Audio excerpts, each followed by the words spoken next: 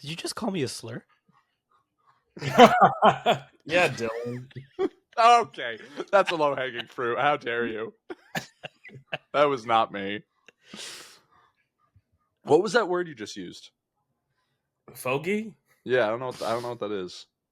It's like I'm really pulling it from specifically a College Humor sketch where That's the oldest shit you've ever said in your entire fucking life.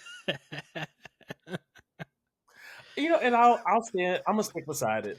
Tell me you're a millennial without telling me you're a College millennial. Humor because I was in college when College Humor came out. That's crazy. I was in middle school.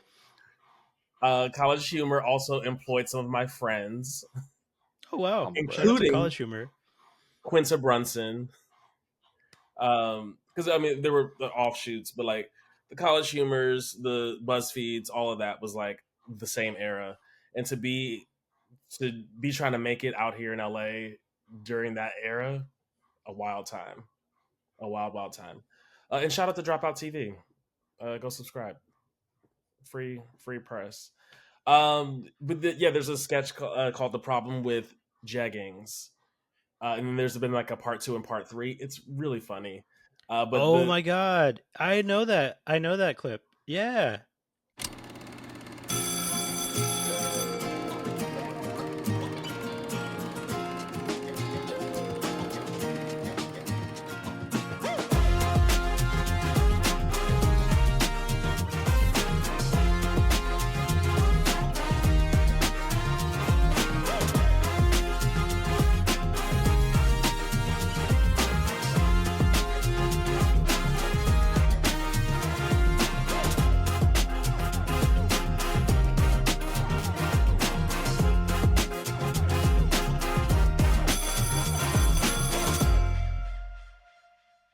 Yes, relevance. Still This got is just an aside. The College Humor Batman interrogation video is one of the funniest videos I've ever seen in my entire life. it. Wait, the with Bane and Talia, that one, or just any Oh of? no, Don't. not that one. The one specifically, it's like the Joker and a mime, and it's like not a Joker, it's a regular ass clown, and he's like beating the fuck out of this regular ass clown. It's so funny, man. I quote that shit like to this day. Anyways, welcome to another episode of After School Cinema Club. Yay! I am your host this week.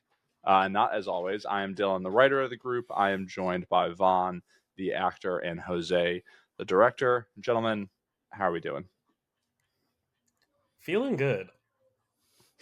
To be quite honest, I'm feeling very good. Last episode we recorded, I had a lot of stuff just on the edge of happening, and now things are over the edge. Like what? I was gonna say I have no shame in saying. Last week when I shouted out Sheng Wang for being in DD, it was because I Chelsea had worked Minx. with Sheng Wang on an Apple video. So if you're in the market for a new iPhone 16, check out the website. Check out youtube.com/Apple. There are shorts out there. But yeah, there's like a 10-minute movie effectively of me talking about the new iPhones, and it's great and it's cool. And Shang Wang is a comedian, and he's funny and he's great. Now That available in same Desert Titanium. Desert Titanium, it looks good. I'm gonna just tell you that right now. It looks good.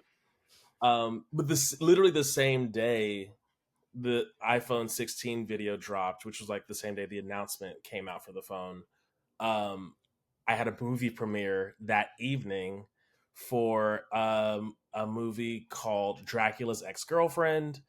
Um, and they were calling it Dex for short, like DX. Um, and my character's in the film's name is Dex. I am in a blink and you'll miss it portion of the movie, but I'm in a movie. I was at a premiere. I got a chance to see my name. Like, I got a chance to, first of all, see my face, like, in a movie theater, which was crazy. And then to see my name roll through the credits was, like, wild. And I was like, okay, this is, I used to pray for times like this. Like, history played Dreams and Nightmares. But, Philly shit yeah. you ever said. What? Those are the most Philly shit you ever said. Although he's from DC, isn't he? No, Meek Mills is from Philly. He's from Philly. Never mind. Wale is from DC. Yeah. Yeah, so that was the bulk of my week. And here I Jose, Thanks for making me follow that. am. I can follow it. I can follow it.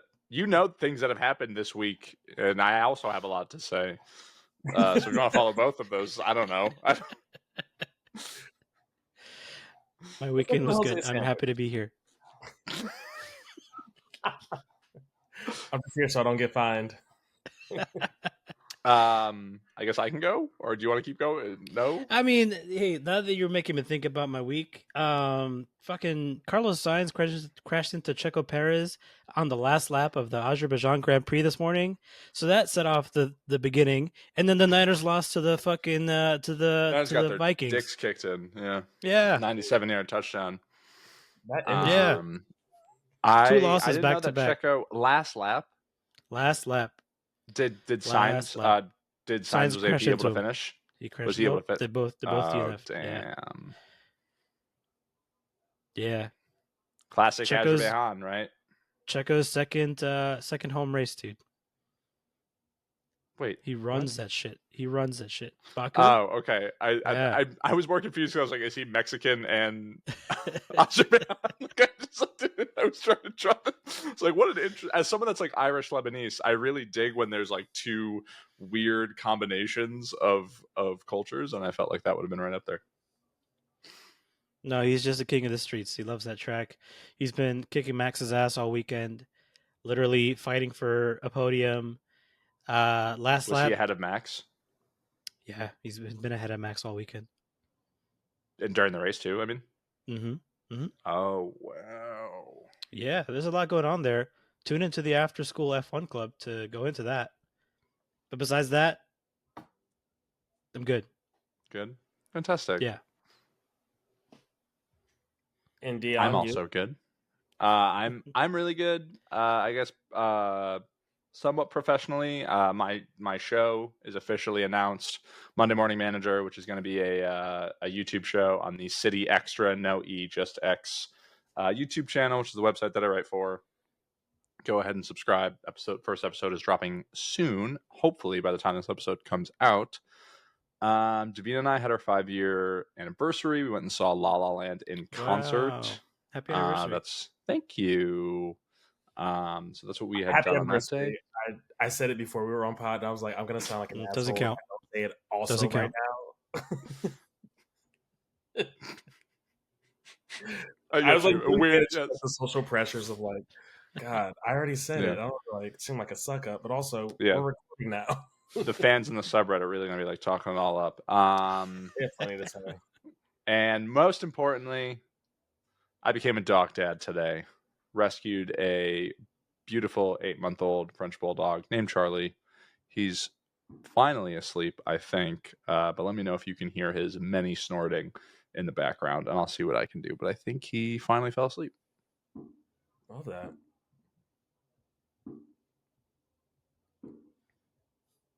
The fireworks. It's Mexican There's some LA Independence fireworks in Day the today. background. Oh yeah, that's what it is. Speaking of, did you see the UFC fight stuff yesterday, Jose? I don't know if that crossed over into your timeline. Basically, for Mexican Independence Day, the UFC was at the Sphere, and it was In just Vegas. it was just like all decked out with like a lot of Mexican Independence Day stuff. I'll just send you some stuff on Twitter. That's cool. I'll check it out. Yeah. I know Canelo won his fight on the 14th. Oh, Canelo fought last night too? I didn't know. Yeah. Shout out. And then I saw the woman in the UFC get her fucking forehead just ripped open. Yeah. Yeah. Yeah, it's bad. And that woman president in a very Dune-looking background. Is that like the White House? Is that like the Mexican White House? I don't know what that is. That's not the Mexican White House, but I don't know what that is. Ironically enough, I think parts of the first Dune, like Dune 1984, were filmed in Mexico, because I think that those buildings are like tangentially in like the background of that movie. Anyways, speaking of Dune, Hey, Vaughn was in Mexico. Vaughn was in Mexico. I've never been to Mexico. It's beautiful. Go. It's like 2 hours away, dude. Yeah, I know, man. I want to go. Shout out to Mexico City. Shout out. MXMC. What is it? What are they? What are the little abbreviations? CDMX. Oh, There we go. yeah. Yeah. Wow. I'm just. Two non-Mexicans talk about Mexico to a Mexican. This is the pitch for a new podcast.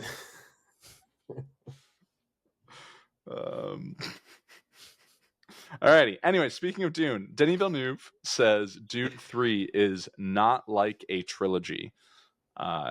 He said that he's not closing the door and he is opening the story up so other directors could take over after his third movie, which is Dune Messiah, which is the second book in the series. As the only one that really knows anything of the Dune franchise after the movie y'all have seen, I'm kind of curious about it. To be honest, I'm not too interested after Dune Messiah. I will probably just watch it depending on who the directors are. It's kind of Yeah. weird to think, oh, hey, this is the third movie and this is the last movie I'm going to direct, but it's not a trilogy. With y'all not really knowing where the story goes after even this third movie, before the third movie, even, what do y'all think about this? Well, I have a question first. I have a second So question. the first two Dune movies covered how much of the books? Covered one book. Okay. And this next movie is going to cover a whole other book. Yes, which is much smaller. Okay. Because, like, basically the first almost like 150 pages of Dune, basically the first 150 pages of Dune. Sorry for it. You got to edit this, man. The first 150 pages of Dune Nah, are dude, send me essentially some B-roll. just a science report. Like, it's just science class. You're just learning about the planet and like all this. I think it's like almost 700 pages long. There's a lot. And then like the second one is like, I think it's like maybe 300 pages. Okay. Yeah. And I'm assuming a time jump then between the first book and the second book. There is a 12 or 14 year time jump. Yes. Okay. But it's not a trilogy. I'm here for a good story. Sure, why not? I guess I don't know. I'll be there. I'll probably be there next to you. Hell If I'm yeah. honest. Hopefully. If it's out by the time I'm still here, it better be.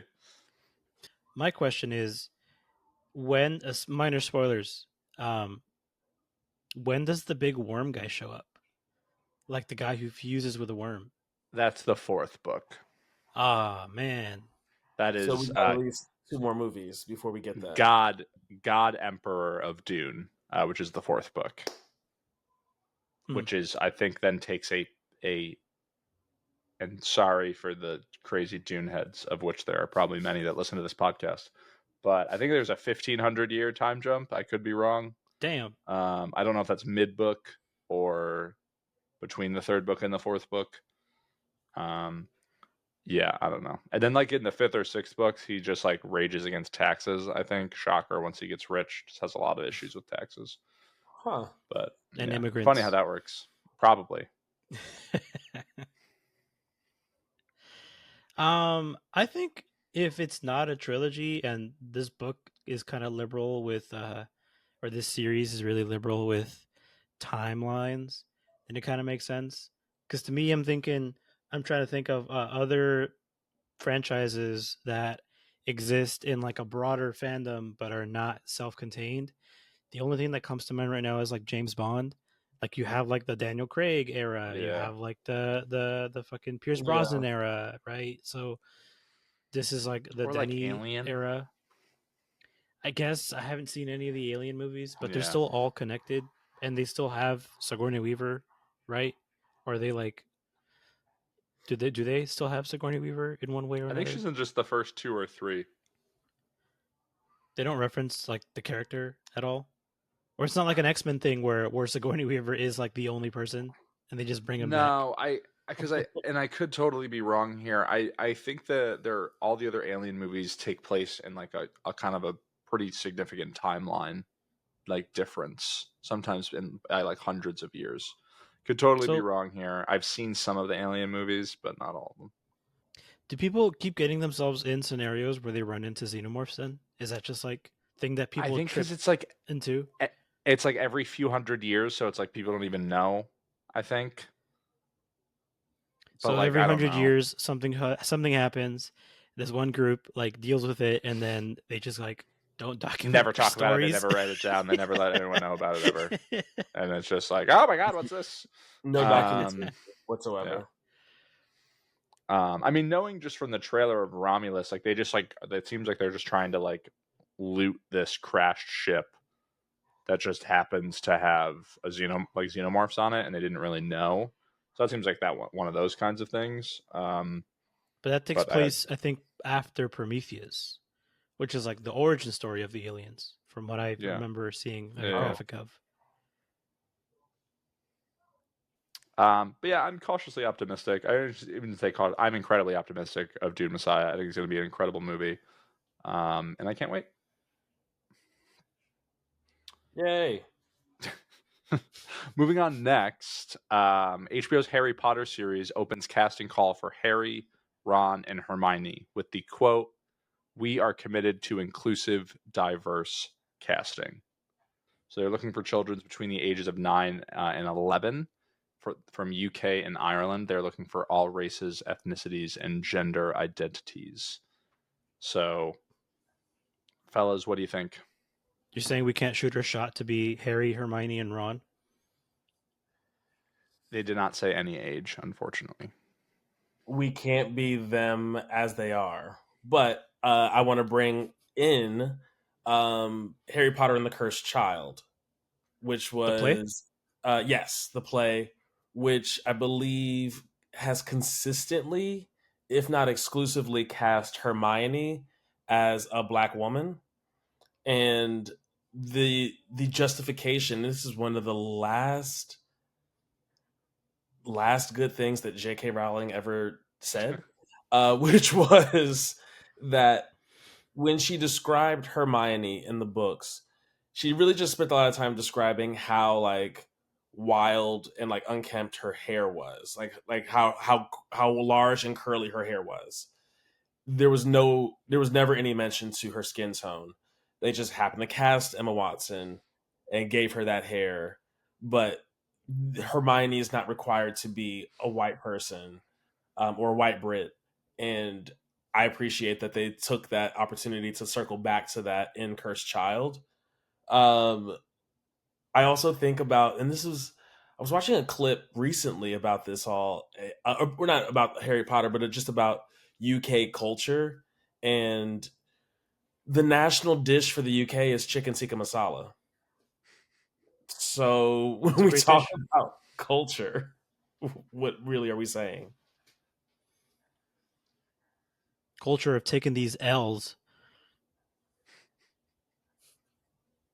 And giving back land and hopefully artifacts. Hopefully. Looking As at someone that you. has recently been to the British Museum, they're not giving any of that shit back. Let me tell you.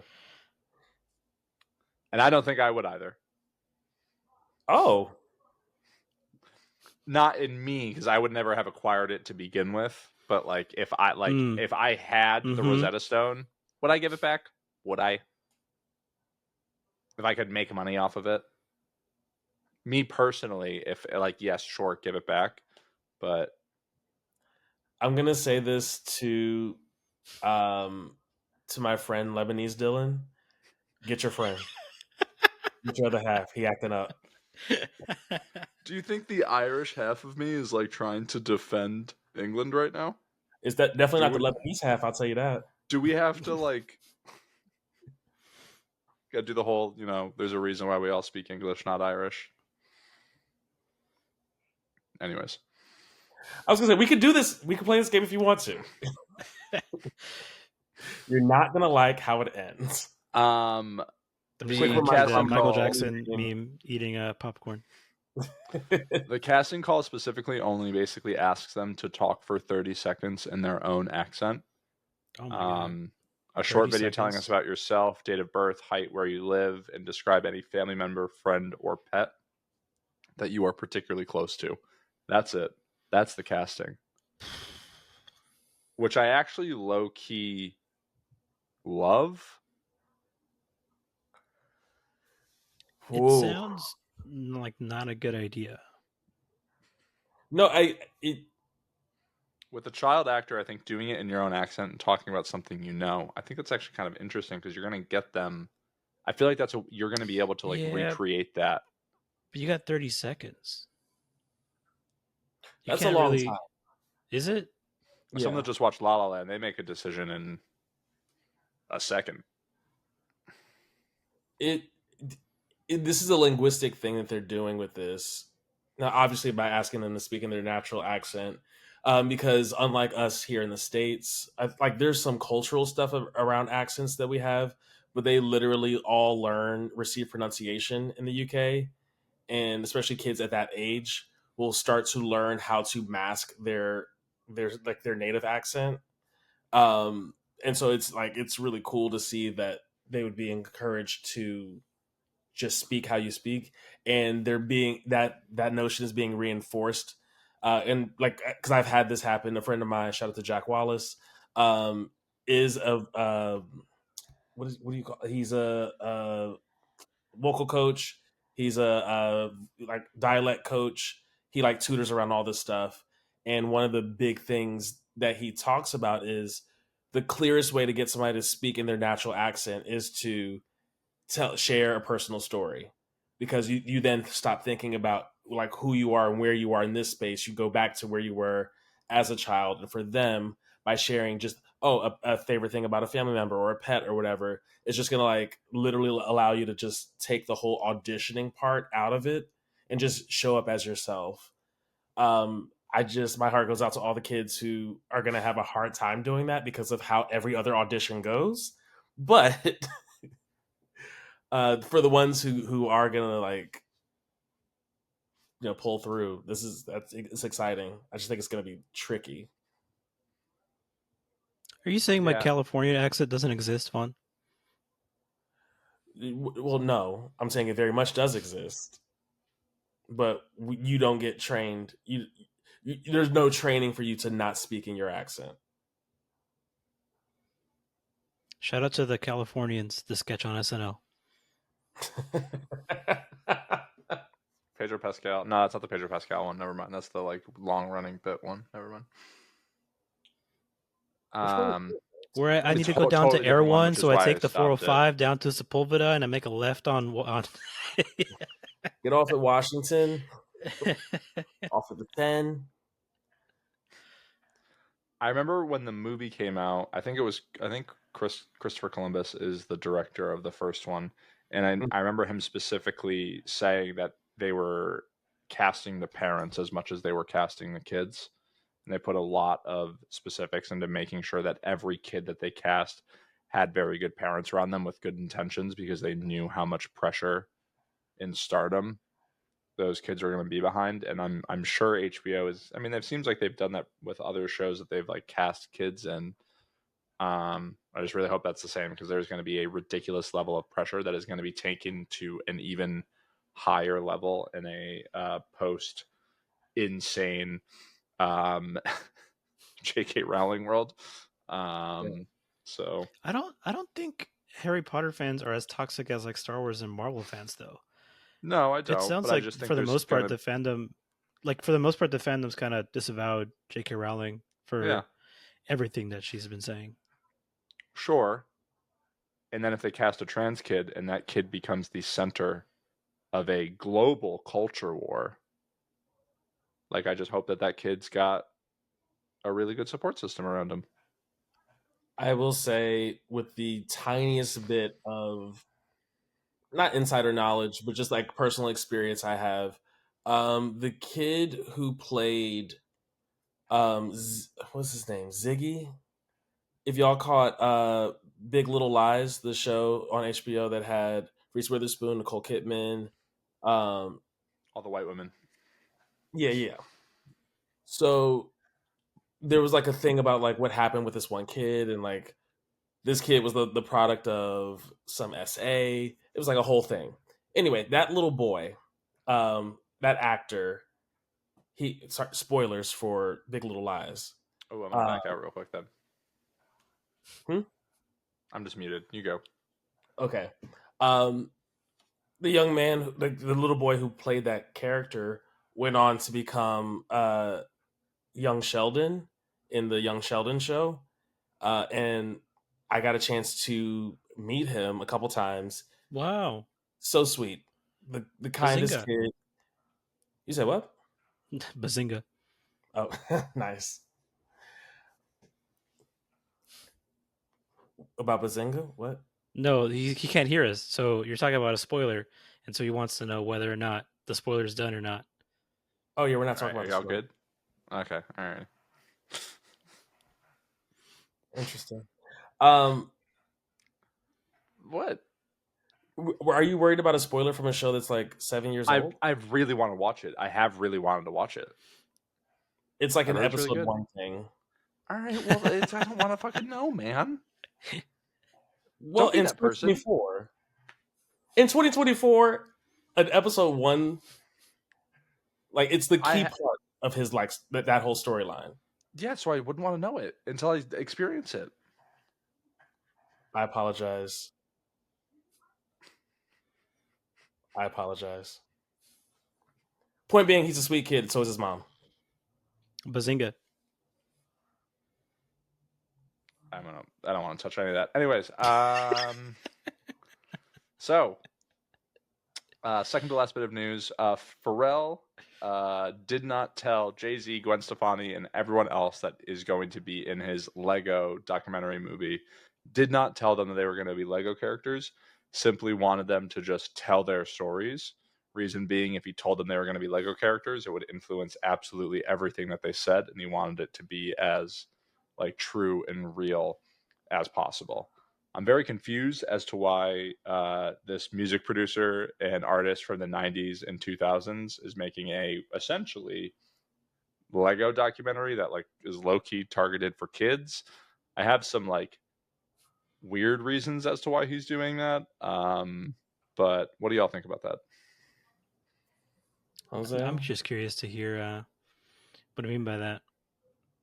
It What's wrong feels with like he's Legos? What's like wrong with Legos? propaganda. Nothing's wrong with Legos. I think he's like trying to like instill into kids that he's this like I don't know. It feels like The PR. guy has made every soundtrack for Despicable Me. If you wanted to propaganda kids, that's successful, Yeah, but they don't fucking know that. dude. Yeah, but he's there. He's there. Yes, Like I I understand that. hate, Like he's got happy and all this other shit, but like they which I don't know hate. that.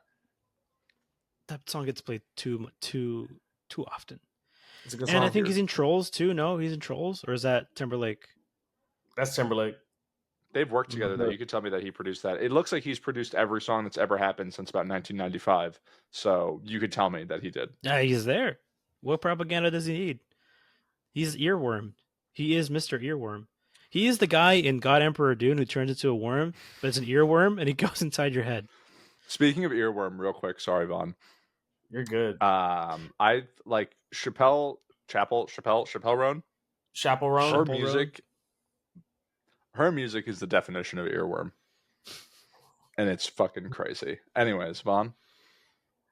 I think you all are proving the point that I've been worried about this whole time, uh, which is that my not so savory concern is that this is an effort to cut Chad Hugo out of the history of Pharrell Williams' success. Because y'all haven't mentioned that man once, and Chad Hugo was with him the whole way. So I don't know who that is. And funny enough, looking at when I was looking through his producer credits, his name is next to every single one. I have no idea who this person is. History lesson.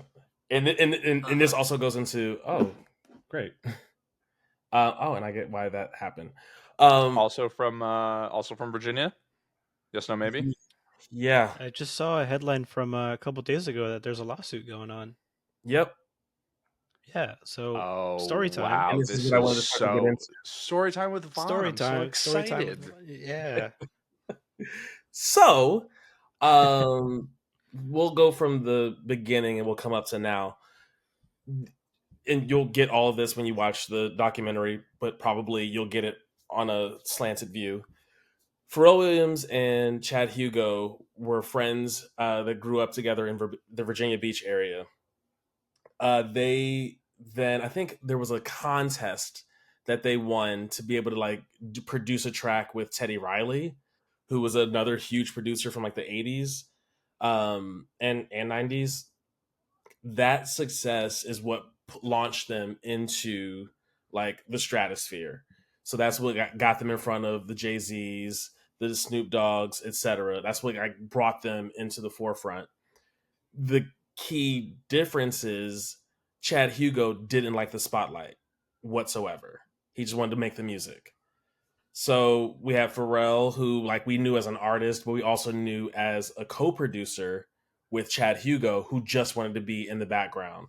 And over time, as Pharrell has like grown and grown and grown, seemingly he's done more by himself. But NERD is not just Pharrell; it's also Chad. I think there's one other, or maybe that was just Star Trek, but there's another collaborator that they had. If you like go back to like the early music videos, you'll see this Asian guy in a bunch of the videos with Pharrell, who doesn't say much, if anything at all. That's Chad.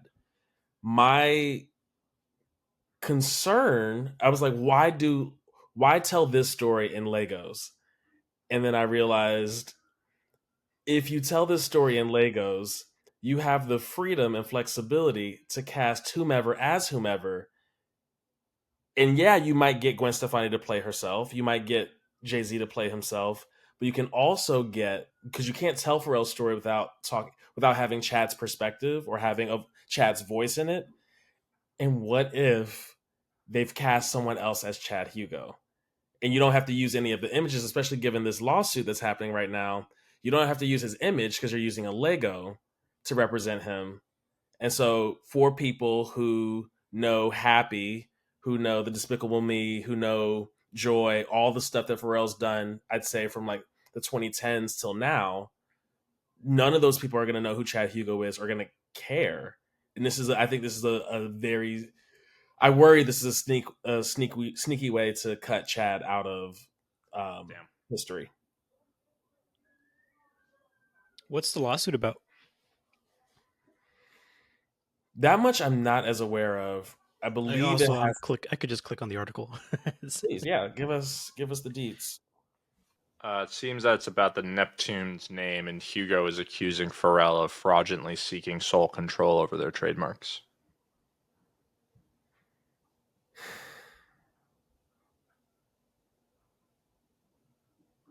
Damn, they met in 7th grade.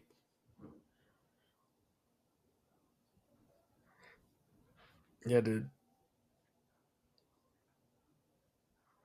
Yeah, so it seems that they have tried to split everything down the middle, and apparently Pharrell is now trying to file trademarks to take full control.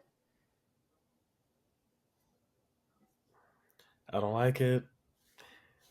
And this is maybe not related at all, and I hope that's the case. But I think about the same people who, when the song "Blurred Lines" came out, gosh, 12 years ago was it? Hey, hey, hey. Marvin Gaye's family, his estate sued Pharrell, Robin Thicke, and Ti because they were saying that it was too close to "Got to Give It Up" by Marvin Gaye, and the defense was that we were really like we're trying to defend music and like we were going for a vibe, not the song itself. So, what's up? They also tried to shoe Ed Sheeran because of like not anything that was remotely close. So I just feel like the estate, I don't really know a lot specifically of that case, but I remember the Ed Sheeran case, which has been kind of recent. They just It didn't just like him in seems Game of Thrones, and they wanted to disassociate. Which I get.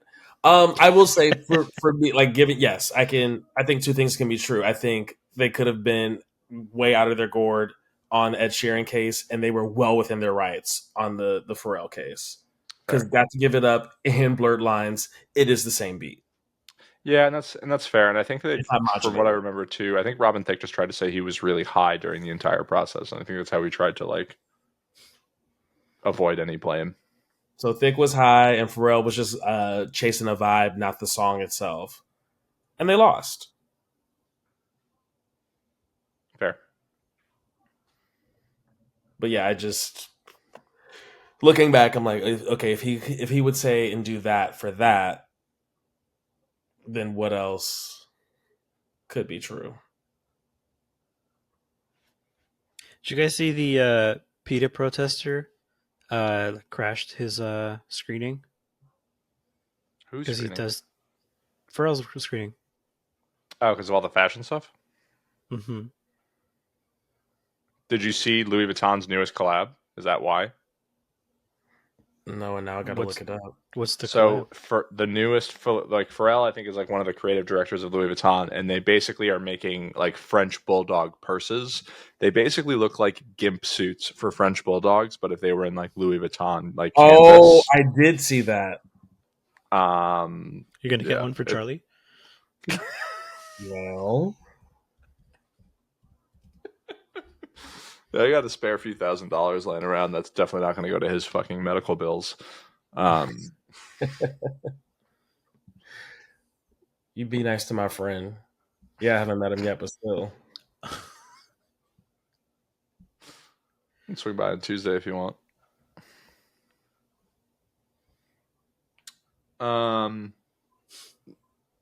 After you It's a look at really these funny gimp purse. suits, That's a really yeah. funny purse. Do you want to talk about the sad news of the week? Or maybe just news of the week if you're one of us. Damn. So Tell us. earlier this week, James Earl Jones, an iconic actor with maybe the most iconic voice of all time, died at the age of 93. So I found it to be very upsetting as someone whose voice defined my childhood. How did you feel about it, gentlemen? I said this off pod, but I don't think I've ever felt bad about an actor's death and shedding some of the weight off of Vaughn because he's gonna have some thoughts about this as well. Um, I mean, yeah, it sucks.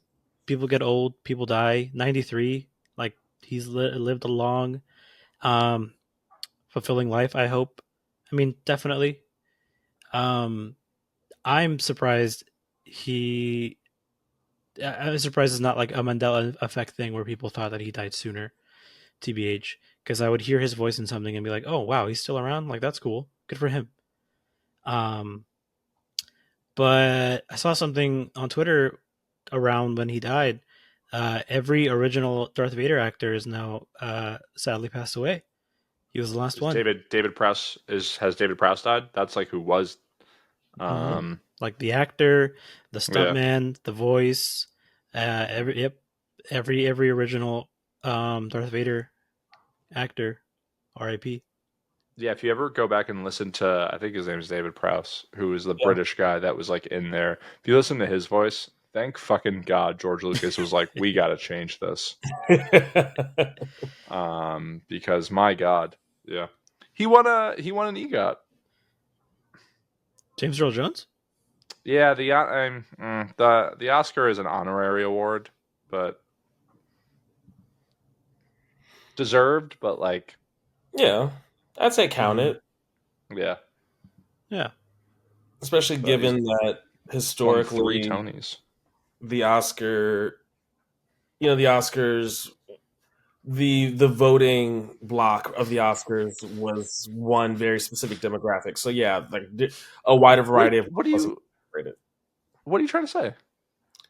Tell your Lebanese half that you know exactly what I'm trying to say.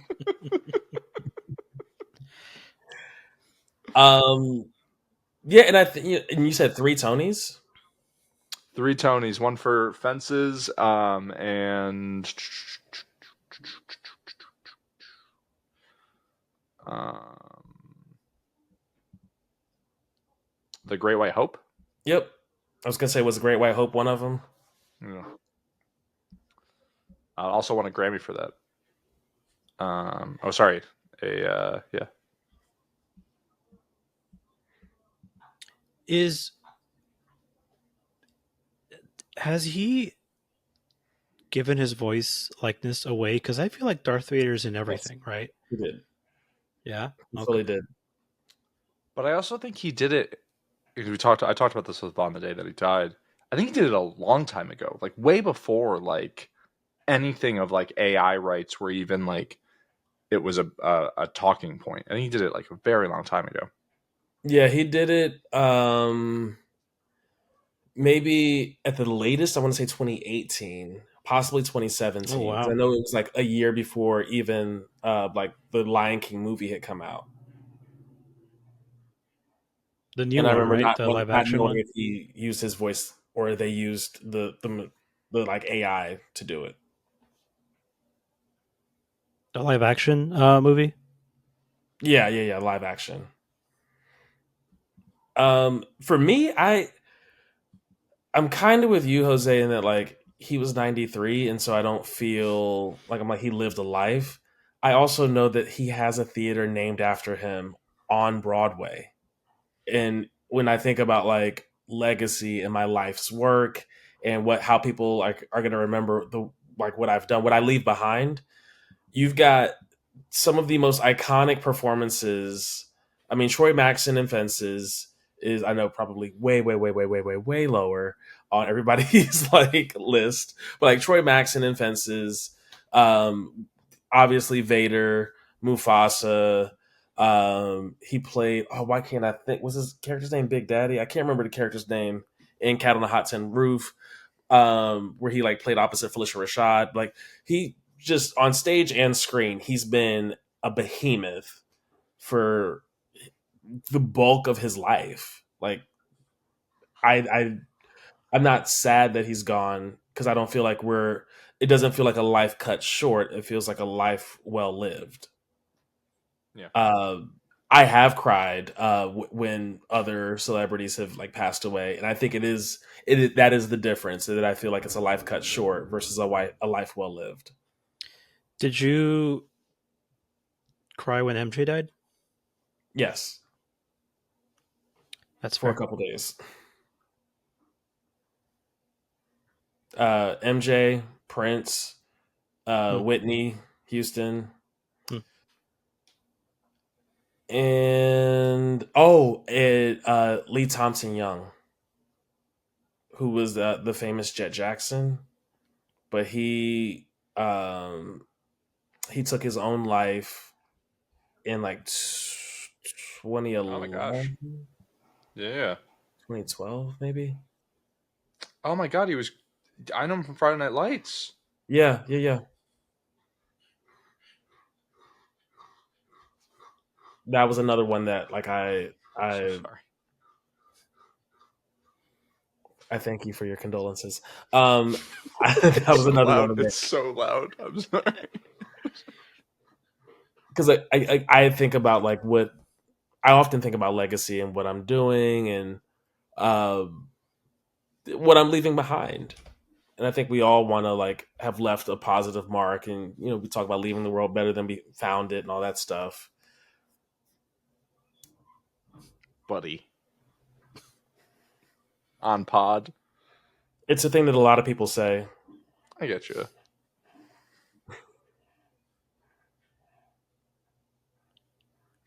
I I respect it. agree. Leave him I alone. agree. I Leave him agree with the alone. sentiment. I agree with the sentiment. It was triggering. I agree with the sentiment. Yes. So yeah, R.I.P. James Earl Jones. Charlie's really upset. I get it. Let it out. Um, all right, that's the news. I think lastly, we're here to talk about the movie of the week that we have reviewed, and it is Rebel Ridge. Vaughn, I'm going to kick it over to you for some info dumping. Yes, we It's a class have. roster, man. Come on, keep the bit going. What is it? Class roster. My mistake. Yeah, Apologies. Take we attendance. have. There we go. Remember it. We're doing it every time. This has been, I want to say, like a love child of Jeremy Saulnier or Saulnier, I believe Saulnier, who was the director, writer, and editor. We don't normally talk about editors, but Oh he wow. held all three of those hats for this project. I didn't get a chance to see like how much else he's done or they've done. I don't know what their pronouns are. He did a couple episodes of True Detective. He did 2 episodes in season 3. So the season episode 1, episode 2 of Those season are the 3 of good True episodes. Detective, and that's about Season it. 3 starts really good and it finishes very poorly. Hmm. I don't know. And that's about it. That's the only notable stuff that I see on IMDb. Oh, Yeah, and Green Room. Green Room as is an A24 horror movie that I've never seen, but is very well loved. Another thriller type. was This that guy, this guy likes as thrillers. director or a writer or both? Director. Writer, director. Yeah. Nice. Not editor, though. Lame. God. Lazy. Uh, moving down the roster, this movie, from an acting standpoint, I only listed three because I felt like there. Who plays Roy? I'll just get him out of the way now. David Denman There it is. from The Office. Yeah. Yep, he's also in this. Mm-hmm. This is starring Aaron Pierre, who is not John Boyega, who I think we were talking earlier was like supposed to have been in this project and then left for family reasons, personal reasons, and that hasn't been The world will substantiated. never know. But Aaron Pierre, who we know, he was on Krypton, the show. From what I saw, most of his credits were all TV things. So it looks like he's a rising star. 'Cause, like he's making his way from TV to now some streaming movies, and I really hope we see him in a lot more. I think we will, honestly. He's a great looking guy who I think is a really good actor. The most distracting eyes I've ever seen in my entire fucking life. Yeah. They got to put contacts in that guy. I know he was a problem in drama school. And I say drama school because he's a Brit. He's also a Yeah, Brit. seeing that he's British, that shit Oh. makes me so mad. That shit makes me so mad how much better British British invasion. actors Shout are out to at Irish. accents. Shout out to Irish Dylan. Yeah. It's just like saying like Matthew McFadden, like that shit makes me so mad. Yeah. I mean, Idris Elba, John Boyega also. John Boyega. But Aaron Pierre also was in, he played Malcolm X in a movie called Genius, or a series called Genius, that involves Susan Laurie Parks. And that's just, I've got, I've got a burgeoning film love that's happening here, but theater has always been my first love, and Susan Laurie Parks has been a long time theater giant. This film also has Don Johnson, who I just decided not to list credits Elite because racist. he's so good at it. S tier racist. My favorite performance of which was in Django Unchained. That's not what I said. What? That's his line. That's not what I said. Seriously, but yeah. I'm not going to say the rest. I'm not going to quote the rest of the line on the podcast. But that's what. It took me a second. And I was like, "Is that the moment?" Yeah, got it. Yeah. And this also had Anna Sophia Robb. I was like looking at her the whole film. I was like, "Why do I know this face?" So I don't know who that. I've never seen Bridge Terabithia, but like I know the like.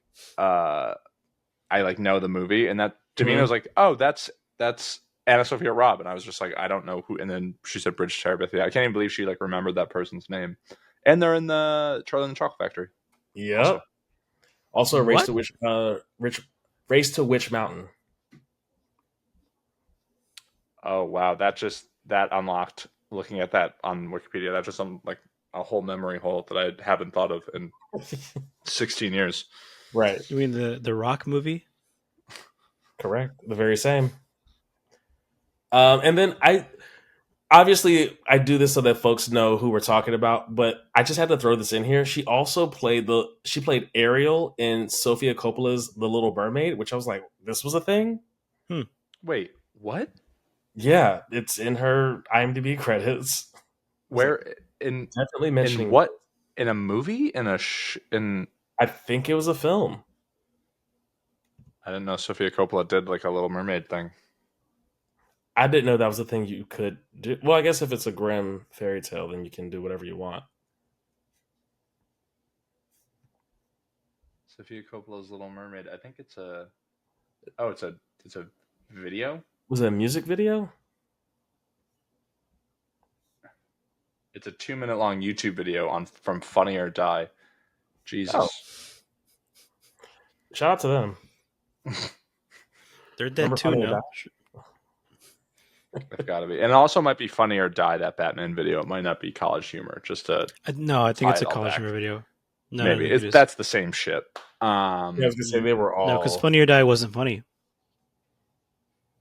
Maybe. I'm not here to that era of humor is probably awful. So I'm not here to defend either side.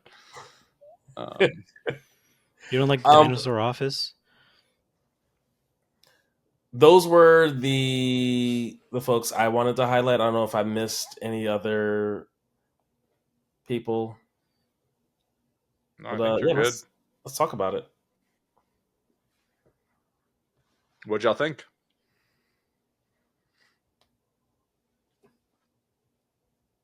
I'm black. I'll go first. So, I wasn't expecting silence. well, I shrugged. only because I was on the heels of having just talked about the class roster. I hear you. I'll Yeah. let somebody else I can go. You wanna follow me? please. Yeah. So you don't have to follow me twice. Yeah, that makes Yep. sense. Especially with that introduction to your statement. Jose is taking the me role of, I think, about to criticize something that is a little more close to home from another host. I'm not gonna step on any rakes, okay?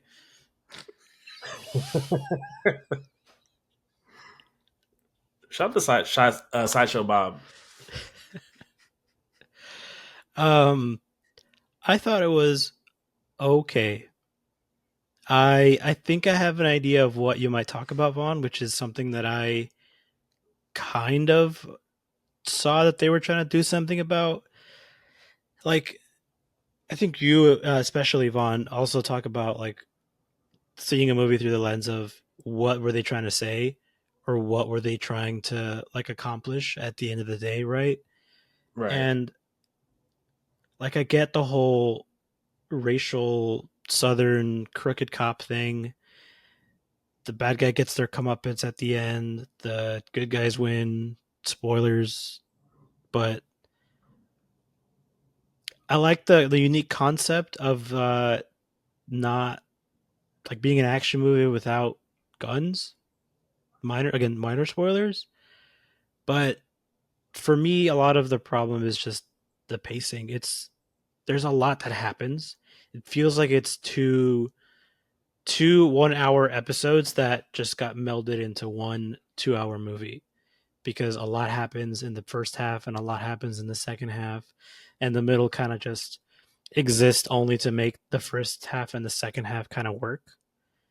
And I completely, again, understand all of the undertones, all of the messaging, all of the references. Like, I get all of that and I respect all of that. And I'm glad that there was another piece of media to kind of give that its platform to have that conversation and that dialogue. But the movie as a movie, eh. Wow. I feel like much the same. I wanted to. I was all in on the first like quarter of this movie. Mm-hmm. I'll even just break up into like a 3 act structure. Act one, super solid, and I think if you tee up all the things you tee up, like, okay, racist town, this guy's just trying to do what he can. Black man is like being held down by the system and is still trying to play by the rules as best he can. By the time we get to the, the standoff, and again, minor spoilers, whatever, and he's starting to talk about, like, he's starting to run his resume a little bit. That's where I was like, all right, here we Quite go. literally. Like, I was ready for things to shift, because for me, and I think I've said it on pod before, I enjoy fantasy and sci-fi so much because I want to get away from real life.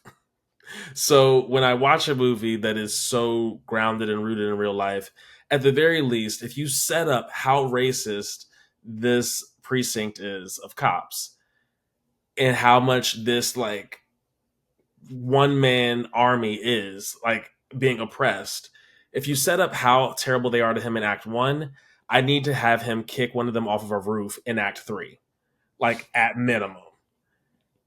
Yeah, this is And very much the Michelle Obama school of when they go low, we go high. exactly, we It's take the them up movie. to the 40th floor and we kick them off the top. Yeah. Yeah, so I wanted more. I wanted to experience more in the moment. Vengeance. Yeah, exactly. Yeah. You wanted the Batman level vengeance. From the moment they clip him, and this is the first. Maybe I shouldn't say this because I don't want to spoil, but the moment he We'll falls, talk about that in the spoiler. Yeah, I was like, all right, somebody needs to answer for this. He did. Got it. Twice. No, that was. It's not even an eye for an eye. I really dug it. I do agree that, like, the kind of story dragged a little bit. What I thought it was going to do is, like, the very much, like, big set piece in the beginning to, like, completely have you buy into the character, which it did. I mean, he's being super respectful and all that shit goes down. God, the actor that plays Roy, and both those actors just did a phenomenal job, by the way. I think every acting performance in this was great. Mm-hmm. It's the best part about it. Yeah. I mean, Don Johnson from this and Watchmen, just an excellent racist. Watchmen TV show, not movie, the better of the two live actions. But I thought all of that was good. It did very much. There were just, like, some kind of peaks and valleys. And yeah, I mean, the story, it gets a little fucking, like, oh, now we're going to here, now we're going to here, now we got to go here, now we got to go here. And it definitely kind of, like, drags a little bit. I thought the movie was tense as hell. Like, even for me watching in my living room. And normally, like, I don't get that tense while watching something in, like, my living room. The last time I really felt that way was watching Good Time. I don't know if y'all have ever seen that. But wait, to the point where what's Good Time?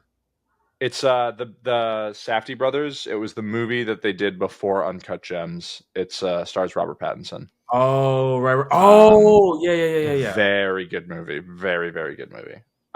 Very much a Dylan movie. To the point where Davina was like, I can't watch this. He was like, I don't want to watch this. And just, like, kind of got up and she was like, I'm going to bed. I don't want this energy. Like, I'm going to bed soon. I don't want this kind of energy. And just, like, kind of chilled in the room. So, like, for me, I found it to be tense as hell. And the story part, I kind of didn't really give a shit about. And I dug the ending. I dug how he just, like, beat the fuck out of these people. And we can talk about that, like, in the spoilery part. Maybe this is the spoilery part. I'm confused at the ending. Do you want to just go right into spoilers? Or should we rate it and then go into spoilers? Or just go into spoilers? I don't know. Well, we rate it at the end. Don't want to break the Yeah, form. good point. Yeah, my bad. Sorry. Well, spoilers. What were you confused about the ending? I thought they were getting chased by the racist cops. Or was there, like, always a faction of, like, racist and non-racist?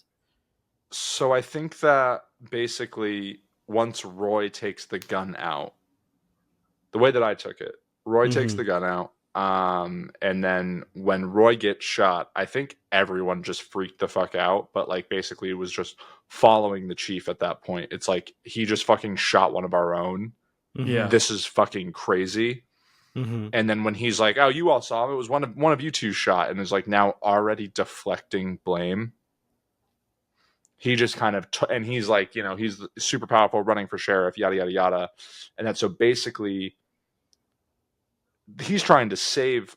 First off, they're all caught. Like the Mm-hmm. DVR has been turned on. He's Mm-hmm. actively trying to save one of the other police officers' lives.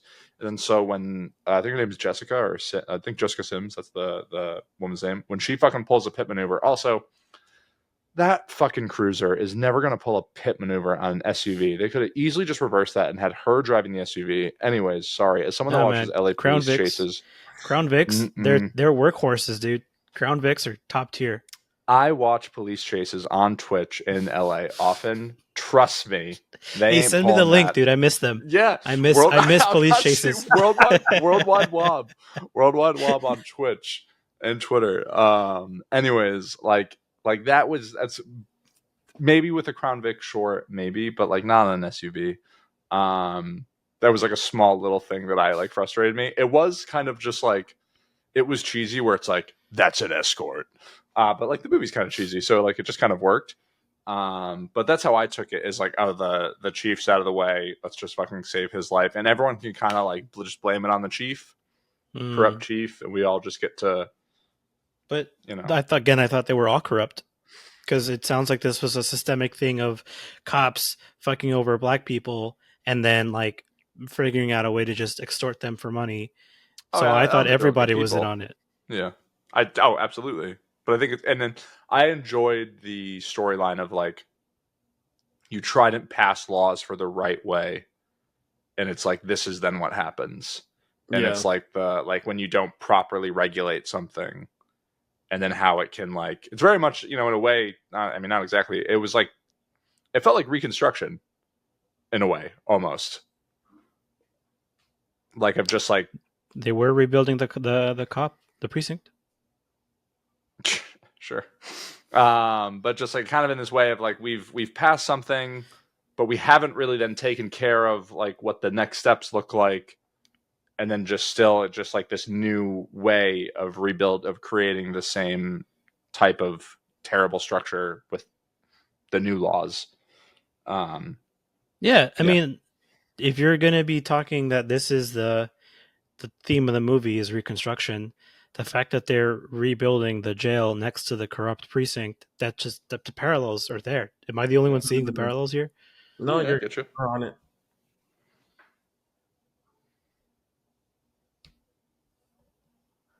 I felt like, especially in the beginning, when at the very top, he's like clipped by that cop car and like skins his arm.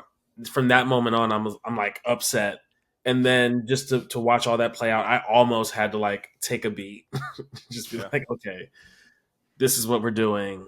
Okay, let me just like, because as a non-trailers person, streaming or not, I just was like, okay, this is what we agreed to watch.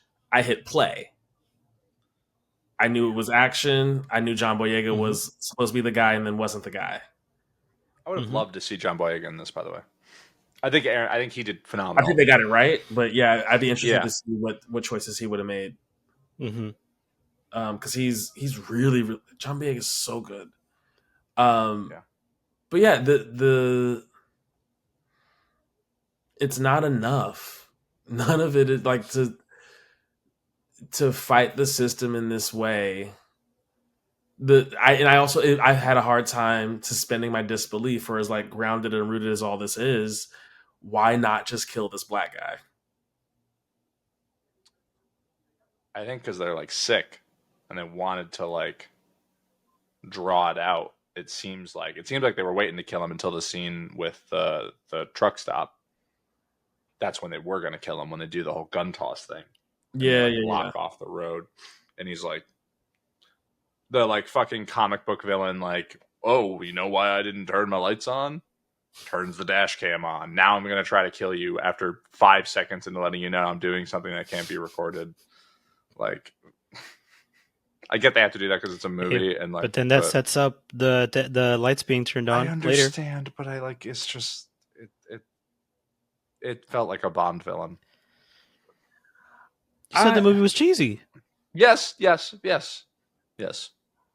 I will say too though that there is merit in that kind of behavior. I think about like when I was a kid and I get into fights and stuff with my cousin. Like it wasn't enough for me to like get one up over him. I had to like Yeah. let him, like I have to rub it in your face. You need to know Yeah. how badly you lost, and like whether we were like wrestling each other or like I beat him in a game or something. Like I'm gonna taunt you for a little bit and like You? dang,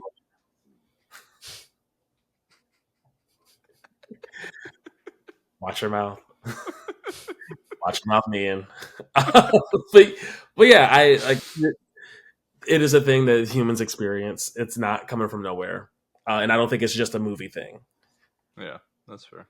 Um, yeah, I still, I, given how insulated this small town is, we're not talking like New York City or like, given how tight knit all of the corruption was, I was like, just kill these people.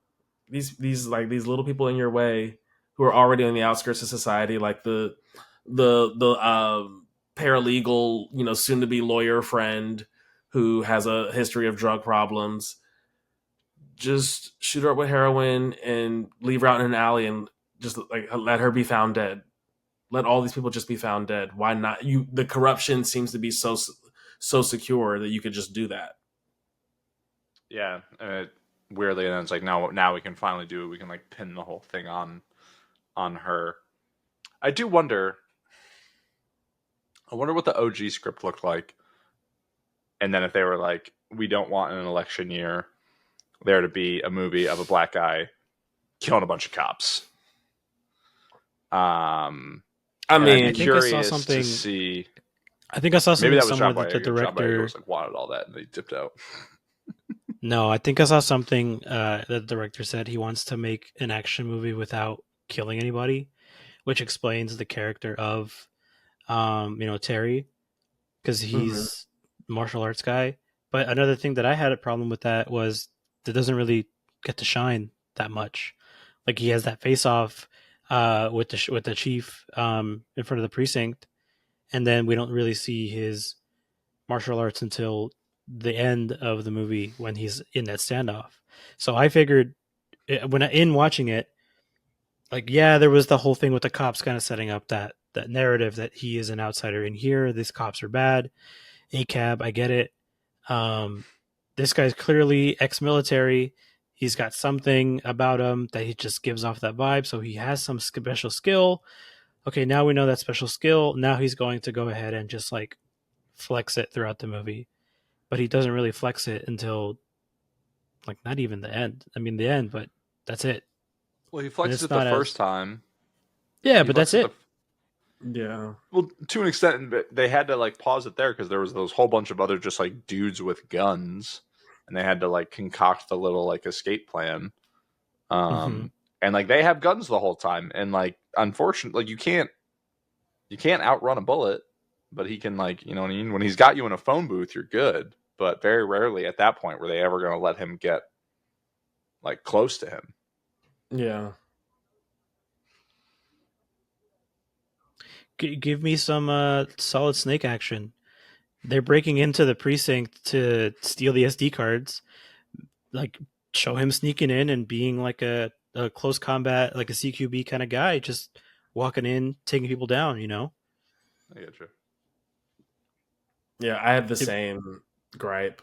I'm like, I want to see him do more cool stuff, and I yeah. get they were like, I didn't know that was like what they were going after with the whole thing, but I picked up that vibe pretty early on. I was like, oh, I guess looks like people aren't going to die in this, but we're also avoiding guns. Like more of the disarming. I thought the disarming stuff was pretty cool. Mm-hmm. Give me more sequences. Give me, you know what it is, especially from Netflix.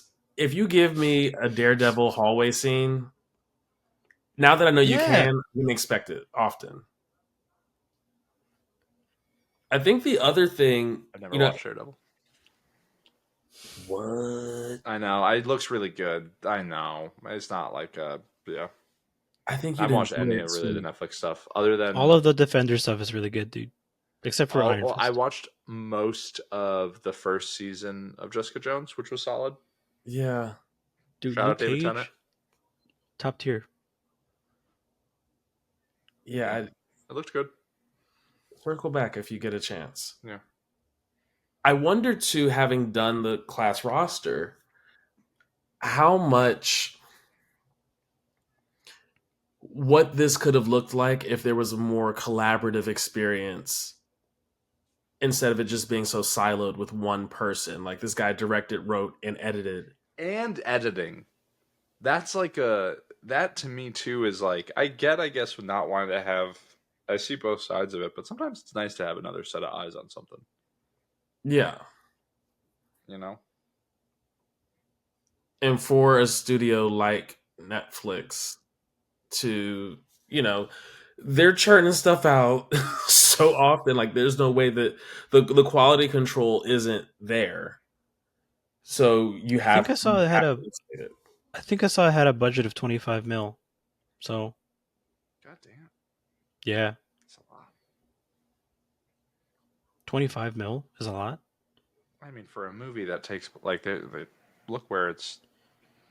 I'm a little surprised that movie cost 25 million. What would you have BH. guessed? I would have figured it was in like the probably like 15ish range.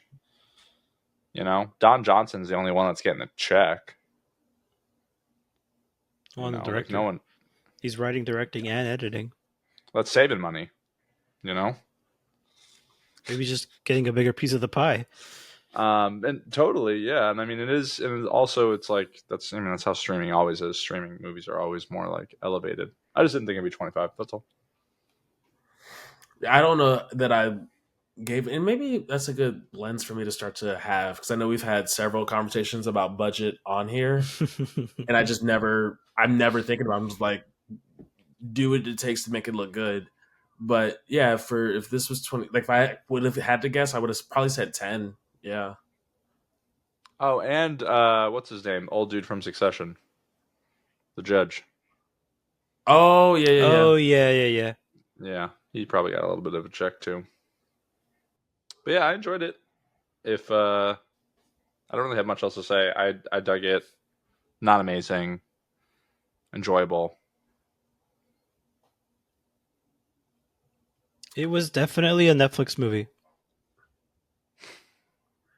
Um, I will say yes for one.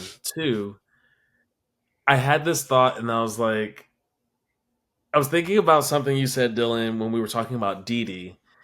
Uh, and because we were raving about Dee Dee, and you were talking about how you wanted Sean Wang to like do more stuff like this before he like jumped in and got the Marvel bag.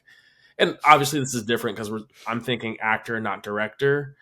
Yeah. But I was watching Aaron Pierre, and I was like, John Stewart, Green Lantern. I don't know enough about the characters, but The black man is the Green Lantern, a stoic ex-military type guy. does Green Lantern have different color eyes? Does it are his eyes green? I think John Stewart specifically when he does use the ring, they are green.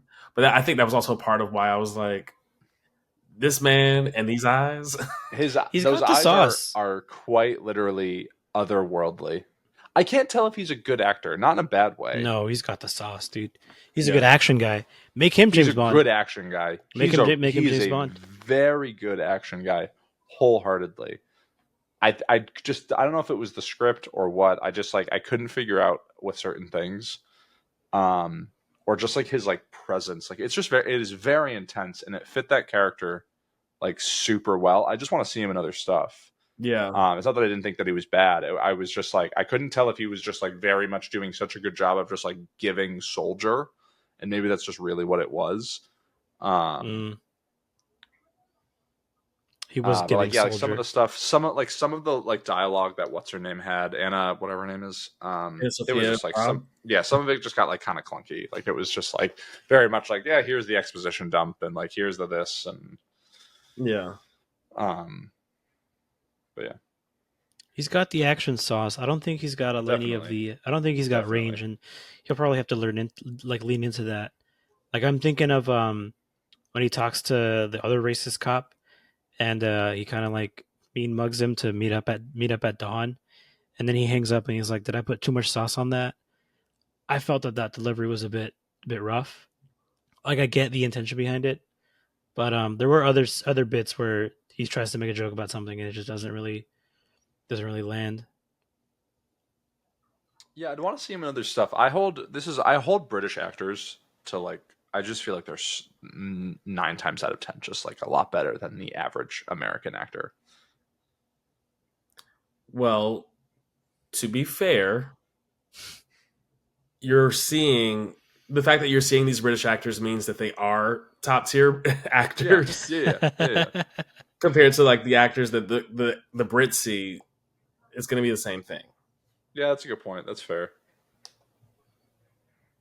Because I will always cherish, I should say, the fact that when I was studying in the UK for my degree, they all they could commend us for was, I should say, they didn't stop commending us for um, how much we hustle. Like American actors, we work so hard, and by their own account, most of the British actors or most of the actors in drama school are not as hardworking as American actors are. Interesting. Hmm. Real lunch pail types. First in, last out. Absolutely, that was Do my the understanding. British like Tom Cruise? I think just in that they could name him, but he wasn't doing Mm. a whole lot while I was there. Yeah, that was like probably his Mm. downtime, like Like before the right Mission before the Impossible, swing. Yeah, like like upswing. literally right before the swing.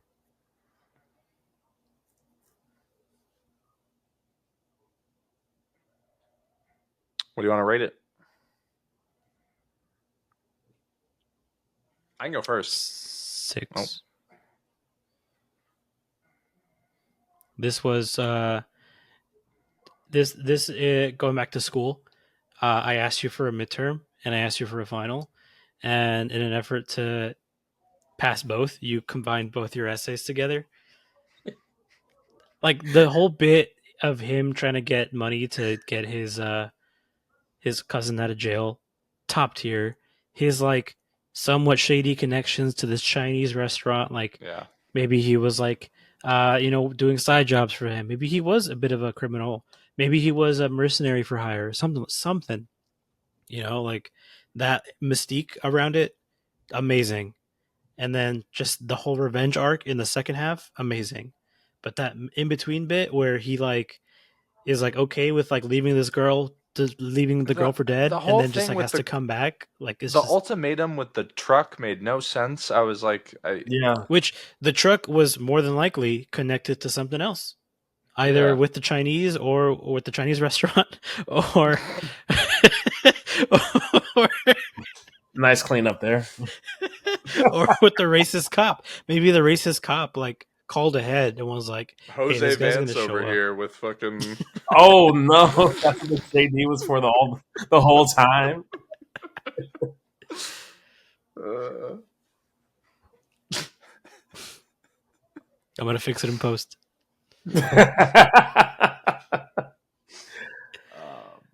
For me, I'll give it a B minus.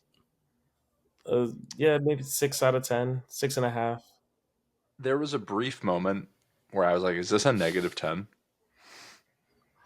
No, Whoa, But it it's wasn't not. bad. Like it's not. But I was just like, kind of thought Yeah. about it when he like when he like whips him with the fucking shotgun, and I was like, what did I just watch?" huh? Oh, he like I unloads it was and he just throws it like, at him. Yeah. and then he's fucking just like elbowing him. Like that dude's not getting up after those elbows. BT dubs, especially hanging onto a fucking car. But I was just like, this is really enjoyable. I was just like, it's not really all that great, but I am really enjoying this. I'm having a time of my life. Yeah. But yeah, I would say like a 7. It's like a 7, 7.5. Probably could like clean up. Like the acting is very, very good. I enjoyed it. Some of the writing and story beats lose me a bit, and like I just feel like maybe if there were some other hands in the pot, then it could have cleaned it up a little bit. I respect the hell out of like all of it, but it works with like the bear because like Christopher Storer is like all over that, is like so involved in all of it. But then like sometimes it doesn't work, and it feels like it kind of this is like where it slips a little bit. I agree wholeheartedly. Right on. And shout out, who recommended this one? Was that you, Jose? Again? Oh, no, Dylan. Yeah, because we had a whole thing with like the Sicario stuff. After school drama club. Yeah, literally.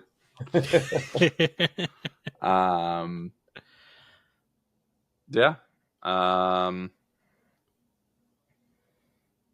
I feel like I haven't. I don't know. When was the last time I recommended something?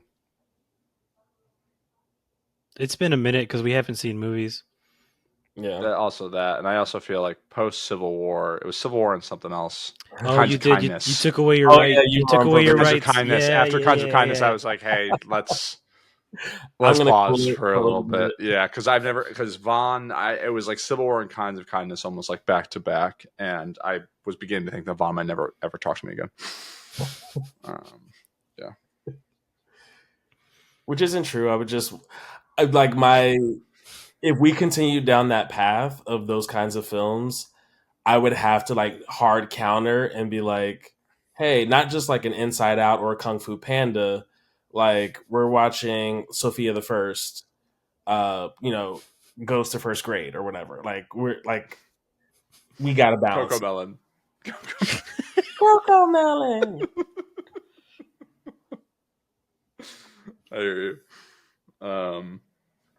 Yeah, I mean, I think the only other thing that I really want to see this year is Anora, and I don't know how that's going to be on your scale. It doesn't really look like a thriller. I thought you were on board for Megalopolis. Oh yeah, I mean, I want to see it, and I'm down to talk about it on the pod. I don't think Vaughn also had put that in his like wants to see.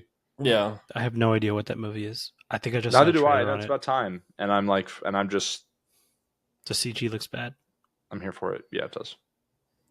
I think my hat, like, I just can't be grateful enough that I don't notice these things. Yeah. Unless it's absurdly bad. I also think the advantage of not watching trailers is you don't catch it, because you don't normally know, like when I watch a movie, a lot of times I don't catch how bad the CG is, especially the first time. It's only if I'm watching it like on my phone or when I'm seeing it again and again and again. Like I think of like the last fight scene in Black Panther. Like when I watched that in theaters the first time, I didn't catch it at all. I now like almost can't watch it. It's like, to me, that bad. Do you know the secret to bad CGI? Poor timing or poor planning. No, I think I may have mentioned it to you guys. The secret to bad CGI, make it shooting at nighttime, or just have the characters be in some dark environment so you have a control over lighting. Because if you have shitty light or you have harsh lighting, like say you're outside and then you have to reshoot as green screen, that lighting is never going to match up. So how do you get around that? Shoot at night. You shoot at night. Or you put them in a scenario where they're in the dark. Before, though. Not on pod, but I think I mentioned it to you guys off pod a while ago. But that sounds right. With that, if you ever notice the third act of some movie is taking place at night, it's because the CGI is bad. Because they want to control it. But on the flip side, that's the reason why sometimes CGI is great. Like the dinosaur in Jurassic Park.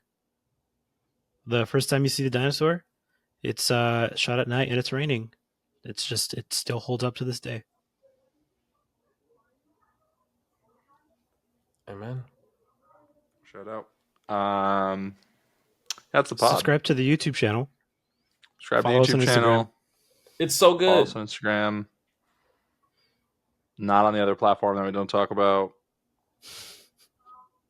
Email, text, talk to us in person, however you choose to do so. Anything else y'all want to shout out? Ooh, Hmm? I'm a week early, I think, before I can announce a thing. But I'll probably have Alright. an announcement soon. Come back next week to hear what Vaughn has to say. Dylan, send us home. Class dismissed.